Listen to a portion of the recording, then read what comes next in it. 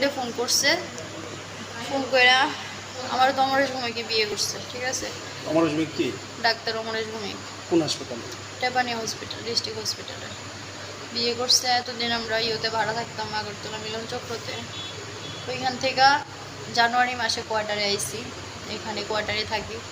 আজকে কয়েকদিন ধরে আমি এখান থেকে বাড়িতে গেছি।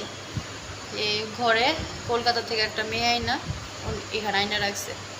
তো আমি তো আর জানি না, আমার অমিতে ফোন করছে, ফোন করে কইছে তার ঘরে মেয়ে আছে, তুই যাও ফোনে পাইবি, আমি তার বড় লয়ে আইতাছি। পরে আমি আইসি আয়াসের অমিতকে ফোন করছি, কইছি তোরার মতো কাজ চালায় যা। আসছি আমরা রুমের সামনে দাঁড়ায়, মেয়ের গলার আওয়াজ পাইছি, তার বউরে ফোন করছি, কইছি দে তার বউ তার লয়ে আইতাছে, চাবি লয়ে তোরা দাঁড়ায় থাক। আমরা দাঁড়ায় রইছি, আয়াসেরা একটা লোয়া লয়ে আইছে, লোয়া লয়ে আয়াসের অমিত কুমার দে আর অমরেশ ভূমিক। অমিত কুমার দিয়ে সিঁড়িটার দাঁড়ানো আসলো, আমার লোকে যে বান্ধবীরা আসলো তার ঘাড়ের মধ্যে মারছে, ব্লাড যাইতেছে তার গাড়ি দিয়ে। আর আমার অমরেশ ভূমিকে মারছে পুরা শরীর, এখানে পুরা পাওয়ে মাথা।